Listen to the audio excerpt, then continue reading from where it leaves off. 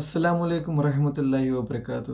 دوستو، آج میں آپ کے سامنے اردو زبان سے متعلق بہت ہی اہم معلومات آپ کے سامنے پیش کر رہا ہوں، جو جان کر آپ اس پہ عمل کریں گے تو انشاءاللہ عوام میں ایک اتحاد اور متفق ہونے کی ایک امکانات نظر آ سکتے ہیں۔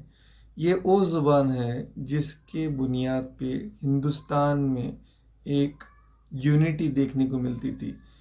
اس زبان کی ایگزیکٹلی شروعات ملک میں کب سے ہوئی، آئیے اس پہ ہم لوگ نظر ڈالیں گے، اور اس ویڈیو میں آپ کے سامنے یہ بھی کلیئر کر دوں گا کہ ہمارے ہندو بھائی حضرات کے اس اردو زبان کے متعلق کیا تصورات تھے۔ آج جو کہ یہ صرف اور صرف مسلمانوں کی زبان مانی جاتی ہے، ایکچوئل میں یہ ایسا نہیں ہے۔ یہ ایک ایسی پیاری زبان تھی جو سارے مذہب کے لوگوں کو ایک جٹ کر کے رکھی ہوئی تھی۔ ہندوستان کی آزادی سے پہلے، ہندوستان غلام ہونے سے پہلے بھی یہ ایک ایسی زبان تھی جو انٹرنیشنل لیول کے بیچ میں، ہندو زبانوں کے بیچ میں ایک انٹرپریٹر کے جیسے کام کرتی تھی۔ آج بھی اگر ہم اس پہ محنت کریں گے تو انشاءاللہ ویسے ہی طاقتور ہمارے ملک میں دیکھنے کو مل جائے گا انشاءاللہ۔ جو بھی ہندوستان کو باہر سے آتے تھے، جو کہ ہندوستان میں سنسکرت اور ہندی زبان جانی جاتی تھی، تو باہر سے آنے والوں کے لیے اردو ایک ایسی زبان تھی جو دونوں بھاشا جاننے والوں کے بیچ انٹرپریٹر کے جیسے مدد کرتی تھی۔ چند الفاظات جو سنسکرت کے ساتھ ملتے جلتے ہیں، یہاں پہ آپ اسکرین پہ دیکھ سکتے ہیں۔ اردو زبان کی مشابہت اگر آپ ہندوستانی زبانوں کے ساتھ کرو گے تو آپ کو مور دین 70% سے بھی زیادہ سنسکرت اور ہندی سے اردو زبان کی مشابہت دیکھنے کو ملتے ہیں۔ اگر آپ عربک کے ساتھ اس کی مشابہت کرو گے تو 20-30% اس کی مشابہت دیکھنے کو ملتے ہیں، جو سیم آپ کو ورڈنگز دیکھنے کو ملیں گے۔ یہ ایک ایسی زبان ہے جو ہندوستان میں ایک متحد بھی قائم کر سکتی ہے، اور عربک اسلامک طور پر بھی مسلمانوں کے لیے خاص کر کے استعمال کی جا سکتی ہے۔ اس ویڈیو میں آپ کو سارے انفارمیشن دیکھنے کو ملیں گے کہ کیسے ہندوستان میں ہندو اور مسلمانوں کے بیچ میں ایکتا یہ پیدا کر سکتی ہے، اور اسلامک لحاظ سے یہ کیسے مدد کر سکتی ہے۔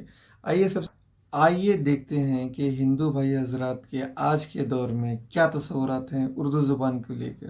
تصورات آپ کے برعکس پیش کروں گا جو آپ جان کر بے حد متاثر اور خوش ہو جائیں گے، اور انشاءاللہ پھر سے اردو کو ویسے ہی پڑھنے کی کوشش کریں گے جیسے پہلے ہمارے اور سارے ہندوستان کے لوگوں میں اردو سیکھنے کی محبت پائی جاتی تھی۔ آئیے دیکھتے ہیں ان کے تصورات پہلے۔ طرح انگریزوں کی زبان انگریزی، جاپان کی جاپانی، ایران کی ایرانی، چین کی چینی ہے، اسی طرح ہندوستان کی قومی زبان کو اسی وزن پر ہندوستانی کہنا مناسب ہی نہیں بلکہ لازمی ہے۔ امیر خسرو نے جس بھارتی زبان کو جنم دیا تھا اس کا نام کھڑی بولی تھا، اور کھڑی بولی کے پہلے وہ شاعر مانے جاتے ہیں، اور اردو کے بھی پہلے شاعر مانے جاتے ہیں۔ یہ زبان کیسے چلی، یہ ایک لمبا سلسلہ ہے۔ کبھی اس کو لشکر سے جوڑا گیا، کبھی کچھ اور باتوں سے، دیگر باتوں سے جوڑا گیا، کچھ لوگوں نے ترکی سے اس کی جو شروعات کر ڈالی، تو یہ لیکن بہرحال اس بات پر سبھی لوگ سہمت تھے۔ بڑے بڑے کرٹک بھی، بڑے بڑے جو لنگوسٹکس تھے، وہ اس بات کی تائید تو کرتے تھے کہ یہ زبان یہ ہندوستانی زبان ہے، یہ بھارتی زبان ہے، یہ اس کا رتبہ بھی وہی ہے جو بھارت میں آج کی تاریخ میں ملیالی کا، تامل کا، تیلگو کا، یا بنگلہ ہے یا پنجابی کا ہے، تو وہی رتبہ اردو کا ہے اس ملک میں۔ یہ بات الگ ہے کہ یہ بھاشا جیسے پنجابی پنجاب کے ایک صوبے کی بھاشا ہے، ویسے کسی صوبے سے بندھی ہوئی نہیں ہے۔ دیکھا جائے تو اس کا کینوس بہت وشال ہے، اتر پردیش میں بھی ہے، یہ ہر جگہ ہے۔ جہاں جہاں ادب پھیلا، اردو ادب، وہاں اس کی جو ہے اس کا آگے پرچار ہوا۔ ایون ساؤتھ میں، دکشن بھارت میں بھی دکنی اردو ہے، وہ ایک الگ محاورے کے روپ میں ہمارے سامنے آتی ہے، جو پنجاب وشو ودیالیہ میں کچھ ایک وجوہات کے مد نظر انہوں نے یہ کیا کہ اس ڈپارٹمنٹ کو فورن لینگویجز کے، ودیشی بھاشاؤں کے ڈپارٹمنٹ کے ساتھ مرج کرنے کی ایک تجویز جو ہے وہ تیار کر ڈالی۔ اس کا خاصا ورودھ ہوا اور اس پر بہت بحث بھی ہوئی، اور میڈیا میں بھی یہ جو مضمون تھا اس کے بارے میں بہت تنقید ہوئی، اور آخر کار ان کو اپنا فیصلہ جو ہے وہ روکنا پڑا۔ اس پر عمل ابھی تک نہیں ہوا ہے، اور امید کرنی چاہیے کہ پنجاب یونیورسٹی اس حقیقت کو سمجھے کہ یہ زبان ہماری بھارتی ہے۔ اسی سلسلے دوستو مجھے ساحر لدھیانوی کی ایک نظم یاد آ گئی۔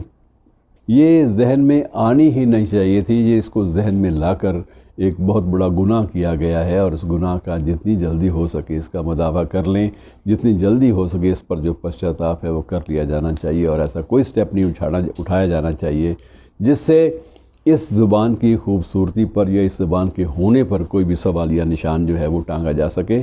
تو مترو کہنے کا مقصد یہ ہے کہ بھاشاؤں کو لے کر ہم لوگ کئی بار اتنے تنگ دل ہو جاتے ہیں، اتنے سنگ دل ہو جاتے ہیں کہ ہمیں اس بات کا بھی خیال نہیں رہتا کہ آفٹر آل یہ ہمارا ملک ہے جس کی جو مین تھیم ہے، جو سینٹرل آئیڈیا ہے وہ یہ ہے کہ ہم لوگ انیکتا میں ایکتا کی بات کرتے ہیں، ہم یونٹی ان ڈائیورسٹی کی بات کرتے ہیں۔ ہم لوگ اس بات کے قائل ہو چکے ہیں کہ ہمارا گزارا ان بھاشاؤں کے بنا نہیں ہے۔ آپ بنگلہ بھاشا کو کاٹنا چاہیں تو آدھا بھارتیہ کلچر جو ہے، آدھی بھارتیہ سنسکرتی وہ کٹ جاتی ہے۔ اگر آپ تامل اور ان کو کاٹنا چاہیں گے تو آپ کو کلاسیکل لینگویج سے ہاتھ دھونا پڑے گا۔ آپ سنسکرت کو آج بے شک ایک مردہ زبان، مرت بھاشا کہہ لیجئے، لیکن دراصل حقیقت یہ ہے کہ بہت ساری بھاشاؤں کا جو بنیادی جو ساہتیہ ہے وہ سنسکرت سے باہر ہی، سنسکرت سے ہی نکلا ہے، اور اس کے بعد اس کا وکاس ہوا الگ الگ بھاشاؤں میں، الگ الگ اپ بھاشاؤں میں، بولیوں میں۔ تو یہ چیزیں ایسی ہیں جنہیں بحث کا مدعا بنایا نہیں جانا چاہیے۔ جس چیز پر ہمیں فخر ہونا چاہیے، گرو ہونا چاہیے کہ ہمارے دیش کی اتنی بھاشائیں ہیں، ہمیں کئی بار شرم آنے لگتی ہے کہ ہم لوگ انہی بھاشاؤں کے ساتھ اور اپنے ملک کی کلچر کے ساتھ کتنا بڑا ایک غلط میسج دینا چاہتے ہیں، ایک غلط سندیش دینے کے لیے جوجھ رہے ہیں کہ یہ ملک میں یہ بھاشائیں نہیں چل سکتی، یہ بھاشائیں چلیں گی۔ یہ فیصلہ کرنے کا حق کسی ایک شخص کو یا کسی ایک سنستھان کو نہیں ہے۔ آپ دیکھیے، میں چھوٹی سی بات کہتا ہوں کہ بھارتی سمویدھان کا جو لوگ سمان کرتے ہیں انہیں بھارتی سمویدھان میں درج کی گئی بھاشاؤں کا بھی سمان کرنا چاہیے۔ اور سب سے بڑی بات یہ ہے کہ آپ سامنے کرنسی کا نوٹ آتا ہے، کرنسی کے نوٹ پہ دیگر جتنی بھی زبانیں ہیں جن کو مانیتا پراپت ہے سمویدھان کی سوچیوں میں، ان کے ساتھ اردو کا بھی آتا ہے، ذکر آتا ہے۔ اردو بھاشا میں بھی وہی لکھا ہوتا ہے جو باقی بھاشاؤں میں لکھا ہوتا ہے۔ جب اتنا احترام ہمارا سمویدھان، ہمارا کانسٹیٹیوشن کرتا ہے تو ہمیں اس بات کا کوئی حق نہیں پہنچتا کہ ہم کسی بھاشا کے بارے میں ایک سوالیہ نشان سا گڑھ کے ایک سلیب سا ٹانگ دیں، بھاشا کو اسے ایک سلیب پر ٹانگ دیا جائے اور اس کے بعد یہ ڈکلیئر کر دیا جائے کہ یہ جو بھاشا ہے یہ ودیشی بھاشا ہے، اور اس کا جو رتبہ ہے وہ ودیشی بھاشاؤں کا والے محکمے والے وبھاگ کے ساتھ ہی جوڑ دیا جائے۔ تو یہ ایسا ایک قدم تھا جس پر اس دیش کے، اس ملک کے سبھی صحیح سوچ والے بندوں نے اعتراض کیا، اور خوشی ہے اس بات کی کہ فی الحال اس فیصلے کو ٹال دیا گیا ہے۔ حالانکہ نہ تو یہ آدھیکارک روپ سے لاگو کیا گیا تھا اور نہ ہی آدھیکارک روپ سے ٹالا گیا ہے، لیکن جو سننے میں یہی آیا ہے کہ اس بار فی الحال اس کا وہی انڈیپینڈنٹ، وہی اس کا سوتنتر استتو وہ بنا رہے گا۔ اور دعا کیجئے کہ کبھی ایسا بھاشا کو لے کر ایسا کوئی مدعا نہ اٹھے جسے لے کر ہمیں اپنے ملک کے سامنے، اپنی تہذیب کے سامنے شرمندہ ہونا پڑے۔ شکریہ۔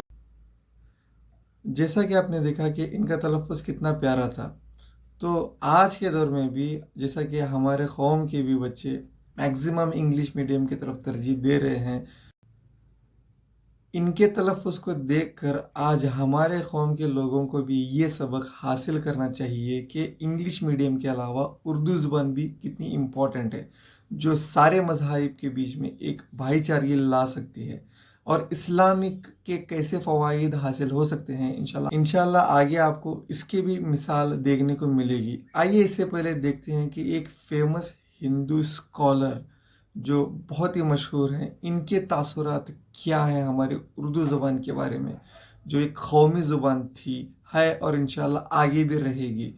ہاں، میں آپ کے سامنے ان کی بات کر رہا ہوں جو بہت ہی مشہور جج صاحب جانے جاتے ہیں، جو اکثر سارے لوگوں کے اندر بھائی چارگی کے میسج دیکھتے ہوئے نظر آتے ہیں۔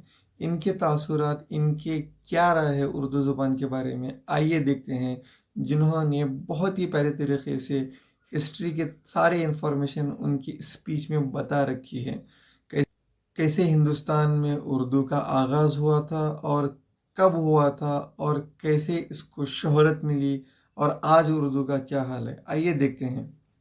آپ لوگ کمپیوٹر پہ جائیں، ایک آن لائن آپ لوگ نوٹ کر لیجیے history in the service of imperialism. سب پیار محبت سے رہتے تھے. آپ غالب کے خط پڑھیے جو اس کے ہندو دوست تھے، منشی ہر گوپال توفتہ، منشی شیو نارائن ارم، بڑے محبت کے خط کہ بھائی تم نے اتنے عرصے سے مجھے خط نہیں لکھا، ناراض ہو کیا، بڑا پریم محبت. 1857 تک دیکھیے کوئی کمیونل پرابلم نہیں تھا ہندوستان میں. 1857 میں کیا ہوا کہ ہندوستان میں بہت بڑی بغاوت ہوئی اور ہندو مسلم مل کے انگریزوں کے خلاف لڑے.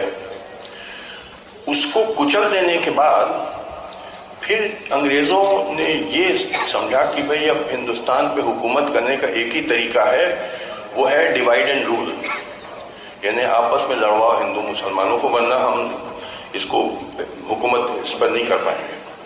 سارے کمیونل رائٹ شروع ہوتے ہیں 1857 کے بعد، اس کے پہلے آپ نہیں پائیں گے. انگریز کلیکٹر صاحب رات کو چپکے سے ہندو پنڈت جی کو بلاتے تھے، پیسہ دیتے تھے، کہتے تھے کل سے مسلمانوں کے خلاف بولنا شروع کرو.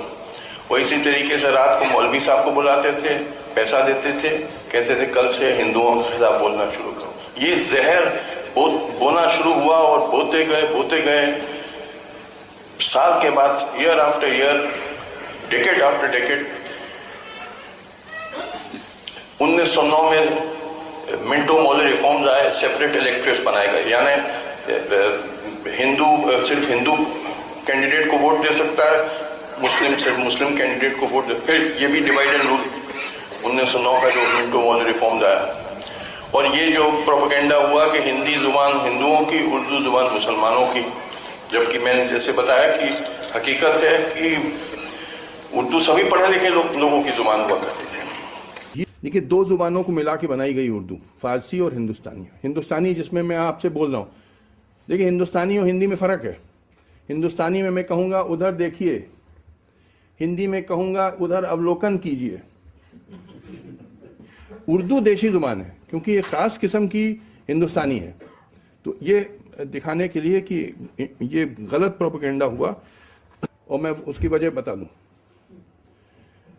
دیکھیے میں کچھ باتوں سے آپ کو یہ ثابت کروں گا کہ آج بھی ہندوستان کی جنتا کو اردو سے بہت پیار ہے، بہت محبت ہے. جیسے ہندی فلمی سانگ ہیں گائے جاتے ہیں، یہ اردو پہلے تو بہت ہی اچھے. غالب کے گانے مجھے یاد ہے ہم لوگ بچپن میں گاتے تھے، اے دل مجھے ایسی جگہ لے چل جہاں کوئی نہ ہو، یا دل ڈھونڈتا ہے پھر وہی فرصت کے. مطلب حالانکہ اوریجنل میں تھا ثنا خوان تقدیر سے مشرق کہاں ہے، اس کا تھوڑا سمپلیفائی کر کے آج کل گاتے ہیں لوگ منی بدنام ہوئی اور شیلا کی جوانی. اچھا دیکھیے دوسری بھارت کی جنتا اردو سے کتنا پیار کرتی ہے. مشاعروں میں کتنے کراؤڈز آتے ہیں، آپ مشاعرے جائیے کتنی میسو کراؤڈ. اب انفارچونیٹلی 1947 کے بعد اتنا اردو کی لوگ نہیں جانتے ہیں، مگر پھر بھی آج بھی کیونکہ دل کی زبان ہے، جب تک لوگوں کے پاس دل ہوگا اردو مر نہیں سکتی ہے. اور اردو لٹریچر میں صوفی انفلوئنس بہت ہے. صوفیز تبھی میں تو کہیں جاتا ہوں تو میں درگاہ ضرور جاتا ہوں. دیکھیے میں مدراس میں چیف جسٹس تھا، وہاں چنئی میں ایک درگاہ، وہاں ضرور جاتا تھا. کیونکہ دیکھیے مندروں میں مسلمان نہیں جا سکتا ہے، مسجدوں میں ہندو نہیں جا سکتا، درگاہ میں دونوں جا سکتے ہیں. تو لہذا میں جہاں بھی درگاہ ہوتا ہے میں ضرور جاتا ہوں، کیونکہ بھائی آئی بلیو سب کو. تو یہ صوفیز یہی سکھاتے تھے، پیار محبت، کوئی کٹر پن نہیں ہونا چاہیے.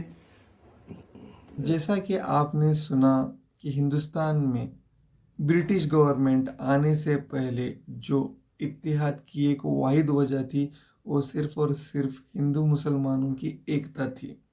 اور اس کو جوڑے رکھنے میں کس کا اہم رول تھا؟ جی ہاں، اردو زبان کا۔ اردو زبان ایک ایسی زبان تھی جو باہر سے، جو باہری ممالک سے جو بھی لوگ آئے تھے، جو بزنس وغیرہ کے تعلقات سے جو بھی بات چیت کی جاتی تھی، تو اردو ایک ایسی زبان تھی جو سب لوگوں کو جوڑ کے رکھتی تھی۔ یہ تو ہو گیا ایک ہندوستان کی ایک جہتی کا مثال۔ اس کے علاوہ اسلامک طور پہ جو آج کل کثیر تعداد میں مسلمان ہی اردو زبان کو بھول بیٹھے ہیں، میگزیمم انگلش میڈیم کی طرف اپنی توجہ دے رہے ہیں۔ انگلش بے شک بالکل صحیح ہے، سیکھنا چاہیے، سارے زبانوں کی ادب اور عزت کرنی چاہیے اور اس پہ عمل کرنا چاہیے۔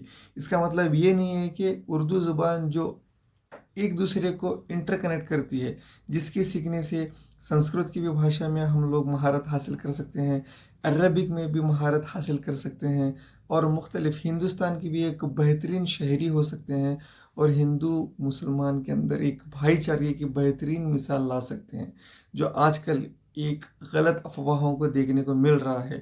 تو یہ ایک بہترین مثال ہے، اردو زبان پہ ہم لوگ محنت کر کے پھر سے اتحاد قائم کر سکتے ہیں۔ تو آج سے یہ میں آپ سے گزارش کرنا چاہوں گا کہ اردو کے اوپر بھی ویسے ہی دھیان دیجیے جیسے دوسری زبانوں پہ دھیان دیتے ہیں۔ ہم ہماری عربک زبان سے مشابہت رکھنے والی، دیکھنے میں مشابہت رکھنے والی زبان سے ایسے دوری کریں گے تو بے شک ہم لوگوں کو علم حاصل کرنے کے اندر بھی تنگی ہو جائے گی، جیسا کہ چند علماء لوگوں کے بیانات میں بھی مسٹیکس دیکھنے کو ملے۔ میں نام نہیں لینا چاہوں گا کہ کسی کے دل کو ٹھیس پہنچے، بس میں آپ کو ایک وجہ بتاؤں گا کہ جس کے وجہ سے ان پہ کیس بھی درج ہوئے تھے، جو انٹرنیشنل لیول ایک بہت ہی فیمس علماء دین تھے، جنہوں نے خواجہ غریب نواز رحمۃ اللہ علیہ کے اوپر اردو ٹھیک طریقے سے نہیں جاننے کی وجہ سے غلط انفارمیشن پاس کی تھی، جس کی وجہ سے ان کے اوپر FIR بھی ہوا تھا۔ اور ایک مثال میں آپ کو دوں گا کہ ایک عالم دین تھے جنہوں نے لفظ عشق اور محبت کے لفظی معنی نہیں جان سکے، انہوں نے بھی ایک غلط اسٹیٹمنٹ پاس کر کے خواہ مخواہ امت کے اندر، عوام کے اندر غلط انفارمیشن پاس کیا تھا۔ تو یہ بہت ہی امپورٹنٹ ہے کہ انگریزی کے علاوہ اردو کے بارے میں بھی بہترین انفارمیشن حاصل کی جا سکے، جیسا کہ آپ حضرت علامہ اقبال رحمۃ اللہ علیہ کی مثال لے لو۔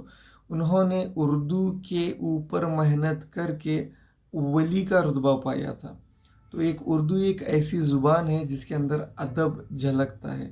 یہ ہمارے نہیں، ہمارے ہندو بھائی جو اسکالرس کے بارے میں جیسا کہ آپ نے سنا، سارے لوگ ہر طرح کا فائدہ حاصل کر سکتے ہیں۔ امید ہے کہ یہ انفارمیشن آپ کو پسند آئی ہوگی۔ برائے کرم اس پہ محنت کیجیے، اردو زبان کو عام کیجیے تاکہ دنیائی اور آخرت کے فائدے ملیں، ملک کے اندر ایک محبت کا پیغام عام ہو۔ ہم ہی اگر اس زبان سے دوری اختیار کریں گے تو بے شک دوسرے مذاہب کے لوگ بھی اس سے دوری اختیار کریں گے۔ تو امید ہے کہ یہ انفارمیشن آپ کو پسند آئی ہوگی۔ اگر اس کے متعلق آپ اور بھی کچھ جاننا چاہتے ہیں یا اپنی رائے پیش کرنا چاہتے ہیں تو برائے کرم کمنٹس میں آپ مینشن کر سکتے ہیں، یا نہیں تو آپ انسٹاگرام پہ فالو کر کے وہاں سے بھی کانٹیکٹ کر سکتے ہیں۔ تو انفارمیشن آپ کو مستند انفارمیشن پاس کرنے کی کوشش کریں گے۔ اتنا کہتے ہوئے میں آپ سے اجازت چاہتا ہوں۔ جزاک اللہ خیر۔ السلام علیکم ورحمۃ اللہ وبرکاتہ۔